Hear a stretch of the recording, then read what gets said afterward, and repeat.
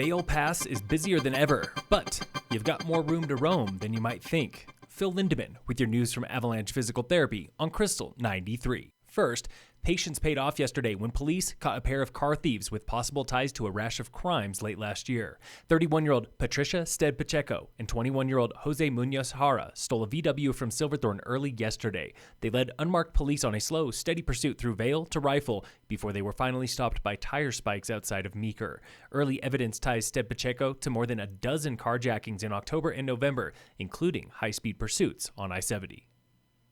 There's a whole lot more to Vail Pass than what you might see from I-70. We have about 50 miles of groomed routes, and we groom throughout the week. And then I believe we have about 67 miles of ungroomed routes. All told, about 117 miles of routes. That was Sam Massman with the Forest Service on a skin trip to Shrine Pass this morning. Our fee increase from 2 years ago to $10 for a day pass and $65 for a season. We've been able to increase the amount of funding directed towards grooming. So it's corresponded with a huge increase in use. The Forest Service is seeing more users at every major backcountry trailhead statewide. At Vail Pass, it's split half and half between motorized and human-powered travel, with 1/3 of all guests visiting a hut. Ranger Kate Demarest. Summer use is now on pace with the winter use, so that's where they're seeing a fully rounded booked schedule these days. Tune in again tomorrow with more from our Vail Pass Snow Rangers.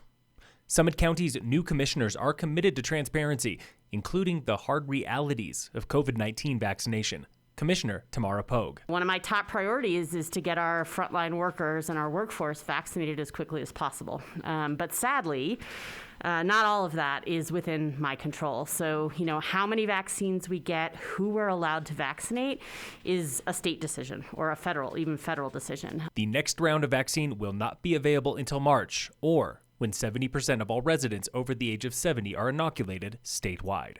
Meanwhile, the first Summit residents are getting their second doses, and some are suffering side effects.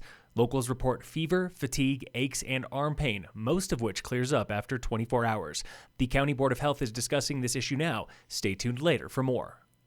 This morning was first meeting for the Social Equity Advisory Commission, newly formed by Town of Breckenridge, where member Jason Smith says all 6 commissioners share a common goal. I told them from the beginning, if this is window dressing, I'm not interested. But if you want to make a real change, then I told them I'd get involved. Tomorrow is a virtual public open house with commissioners and the Equity Project, hired to consult the commission. That's tomorrow at 6 o'clock through Zoom.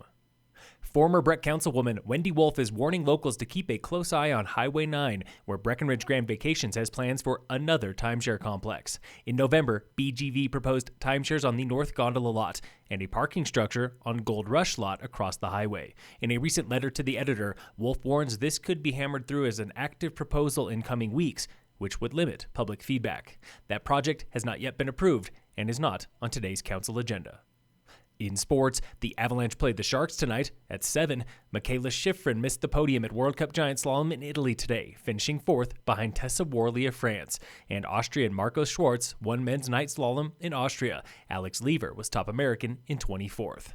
And in local sports, brought to you by American Family Insurance, the Weiss Agency, Race 2 of the Rise and Shine Rando Series at A-Basin is on, and you'll have until Friday to race and record your time. Sign up at arapahoebasin.com.